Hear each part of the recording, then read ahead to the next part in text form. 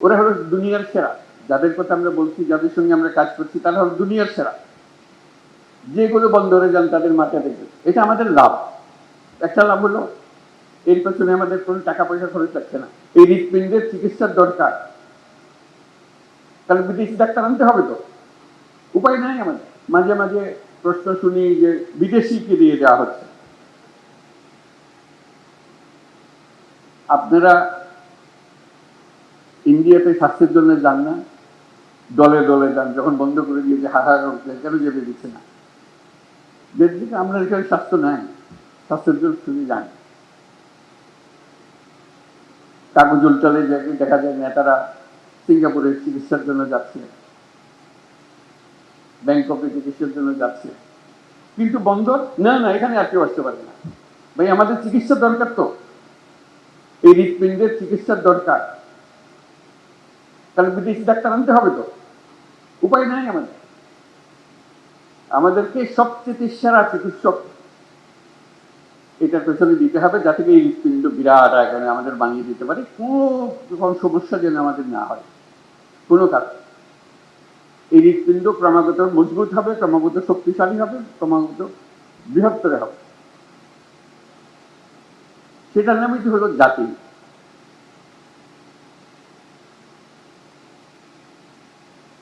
তা না হলে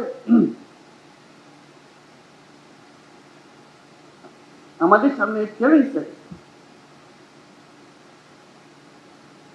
চ্যালেঞ্জটা হলো আর 10 রকম জাতি আমাদের মতো অবস্থাতে, উপর থেকে না, আমাদের মতো, আমাদের থেকে অনেক খারাপ অবস্থাতে আমাদেরকে ডিঙ্গিয়ে শত শত মায়ের আগে চলে যাচ্ছে। আমরা কেন হতবাগা জাতি হলাম? এটা পরিবর্তন করতে পারবো না। কাজে আমাদেরকে বড় ডাক্তারকে দিয়ে কাজ করতে হবে, এটা আমাদের লাভ। একটা লাভ হলো এর পেছনে আমাদের কোনো টাকা পয়সা খরচ লাগছে না। এটা মজার জিনিস তাদের সঙ্গে, বিল্ড, অপারেট এন্ড ট্রান্সফার। তোমরা বানাও, তোমরা কাজ করো, রোজগার করো, এই মেয়াদের মধ্যে আমাদেরকে দিয়ে দিতে হবে, আমরা 1 পয়সা খরচ করবো না। কাজে পয়সা বেঁচে গেল, কাজটা হয়ে গেল। তারা যখন কাজে নামবে, তারা দুনিয়াতে শত শত কোর্ট পরিচালনা করে। ওরা হলো দুনিয়ার সেরা। যাদের কথা আমরা বলছি, যাদের সঙ্গে আমরা কাজ করছি, তারা হলো দুনিয়ার সেরা। যেগুলো বন্দরে যান তাদের মাথা দেখবে, এই যে এখানে বসে আশেপাশে। কাজে তারা যখন একটা বন্দরের দায়িত্ব নেয়, তারা আমাদের মতো করে বানাবে না। তারা যে পর্যায়ে বন্দর চালায় দুনিয়াতে, কারণ এটা তাদের বন্দর। লিজ যখন দিয়েছি, তারা যখন বানাচ্ছে, এটা তাদের বন্দর, তাদেরকে রোজগার করে টাকাটা উঠাতে হবে। তারা তাদের সেই প্রযুক্তি দিয়ে এটাকে বানাবে। কথাটা এখানে শেষ হলো না যে তাদের প্রযুক্তি দিয়ে বানাবে।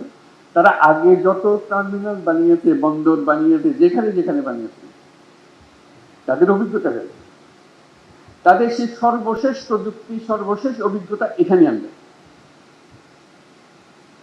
যখন শুরু করেছিল তখনকার অভিজ্ঞতা না, যখন এখন যেটা করছে যে এই বন্দরে আমরা এমন করবো যাতে টাকাটা তাড়াতাড়ি তুলতে পারি, আরো বেশি টাকা উঠাতে পারি, এটা আমাদের লাভ।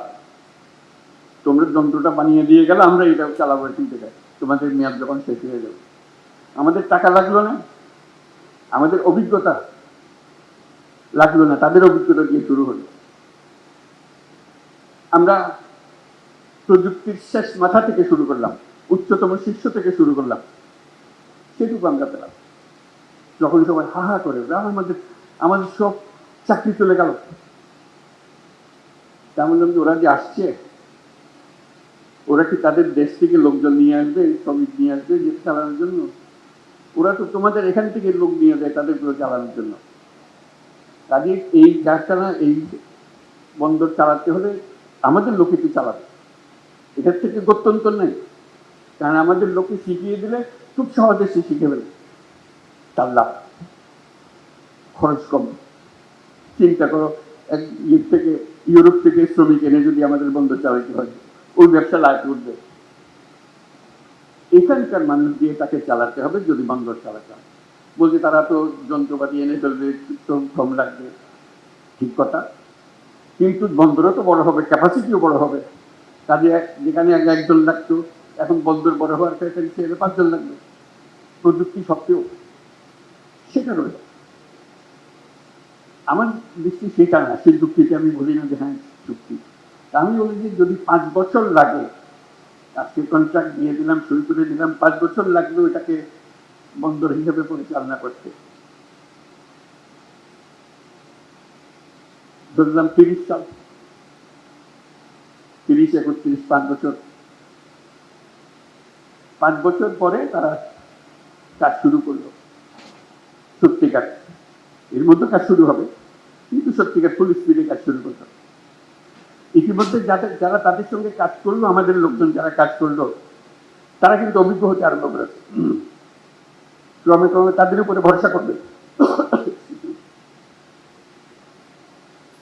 এর পরবর্তী 5 বছরে আমি একেবারে গ্যারান্টি দিয়ে বলতে পারি, যদি 31 সালে তারা কর্মক্ষম হয়ে যায়, চালু হয়ে যায় সবকিছু, আর 5 বছর 36 সালের মধ্যে পৃথিবীর যত দেশে যত বন্দর তারা চালায়, এই সমস্ত টপ কোম্পানিগুলো, তাদের বহু জায়গাতে বাংলাদেশিরাই পরিচালনা করবে। এখান থেকে এত এক্সপার্ট হয়ে গেছে, ওরা যেহেতু তোমরা চলে যে সস্তা, তাড়াতাড়ি শিখে, বেশি হামলা উদ্যোগ করে না, এবং তাদের বুঝে নেওয়ার ক্ষমতা সাংঘাতিক। দেখবে যে বন্দরে পা দাও, পরিচালনা কি হচ্ছে, ও তো বাংলাদেশি ডিরেক্টর আমাদের, ও বাংলাদেশি সেখান থেকে গিয়েছে, কোথা থেকে এসছে, ও চট্টগ্রাম বন্দর থেকে এসছে। চাকরি কমবে না চাকরি বাড়বে, আমরা বুঝতে চাই না। মানুষ তার নিজের প্রয়োজনে এটা করবে, আমাকে দরখাস্ত নিয়ে ঘুরতে হবে না। সে সাজবে যে চলো তোমাকে অমুক জায়গাটা পাঠিয়ে দিচ্ছি, তুমি পরিবার নিয়ে চলো, তুমি আমার বন্দরে এই কাজটা করো, তুমি এখানে খুব ভালো কাজ করেছো। তো যে জায়গাটা খালি হবে সেখানে আরেক বাংলাদেশি আরেকজনের পাবে, সে নিজেদের সেখানে সুবিধা করতে পারবে, কেন এরা চটপট শিখে ফেলতেছে। কাজে বিরাট একটা সুযোগ আমাদের। আমরা আগে যে কোনো জাহাজে চড়ি, জাহাজের নাবিক হলো কোথায়, চাঁদিয়া নাবিক, সিলেটি নাবিক, এটা আমরা সবসময় জানি। পরে এখন দেখা যাবে যেই বন্দরে নামি, বন্দর পরিচালনায় সব বাংলাদেশি, চাঁদিয়া, নোয়াখালীরা, বরিশালীরা, যত কথা সব আমাদের দেশে। এটা ছাড়া উপায় নেই তো। আমাদের সেই ক্ষমতা আছে, সেটাকে অবজ্ঞা করে আমরা পাশ কাটিয়ে চলে গেলে আমাদের কপালে আমরা দুঃখ দিলাম। তো সেটাই আমাদের পরিবর্তন। আমরা চাই যে তাড়াতাড়ি কাজটা হোক। সবার কাছে অনুরোধ, সবাই চট্টগ্রাম বন্দরের যে টিম আছে, রিয়ার এডমিরাল জামান, তার পেছনে আমরা দাঁড়াই। আপনি কি করতে চান আমাদেরকে বলেন, আমরা এই আপনার দলে শরিক হলাম। এই চট্টগ্রাম বন্দর সেরা বন্দর হিসেবে আমরা রাখবো। এই জন্য এটা সেরা না হলে বাংলাদেশের অর্থনীতি ছাড়া হবে না, এই কথাটা আমাদেরকে সবাইকে বুঝতে হবে এবং তড়িৎ সিদ্ধান্তগুলো নিতে হবে, যাতে করে আমরা ওই যে 36 সালের কথা বললাম, যেখানে বাংলাদেশের পৃথিবীর বন্দরগুলো চালাবে, সেই দিনের আমরা অপেক্ষায় থাকলাম। আমি অভিনন্দন জানাচ্ছি চট্টগ্রাম বন্দর কর্তৃপক্ষকে, অভিনন্দন জানাচ্ছি আমাদের সহকর্মী সাকাওয়াত, দৌড়াদৌড়ি করছে সবসময় এটাকে সামনে নিয়ে আসার জন্য, উপদেষ্টা মণ্ডলীর সিদ্ধান্তগুলো চূড়ান্ত করার জন্য। আর যারা লুৎফে, আশিক ও অন্যান্য যারা এর পেছনে শ্রম দিচ্ছে, যাতে লোকজনকে বোঝানো যায়, তাড়াতাড়ি অগ্রসর হওয়া যায়। আজকে এখানে দাঁড়িয়ে আমার খুব ভালো লাগলো কথাবার্তাগুলো শুনে, এবং আমি বিশ্বাস করি আমরা যদি দ্রুত চুক্তিগুলো শুরু করে ফেলতে পারি, কাজগুলো শুরু করে করতে হবে। অনেক দিন হয়ে গেল, গত হয়ে গেছে আমাদের, আর অপেক্ষা করার সুযোগ নেই আমাদের।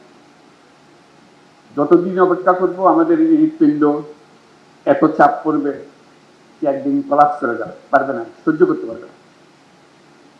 তার থেকে এই অবস্থাতে আমরা ডাক্তারদের হাতে ছেড়ে দিই, তারা আমাদেরকে বানিয়ে দেখাক, আমরা তাদের কাছে শিখে নিই, বুঝে নিই, যাতে করে যেটুকু আমরা পেয়েছি তার থেকে অনেক বহুগুণ বেশি ভালো করতে পারি। যদি বন্দর ব্যবসাতে বাংলাদেশিদের কথা সবাই সব জায়গাতে স্মরণ করে, তারা জানে বন্দর কিভাবে ম্যানেজ করতে হয়, সেই গোপন রহস্য আমরা উদ্ধার করে ফেলতে পারি, যে আমরা জানি বন্দরকে কিভাবে সামাল দিতে হয়।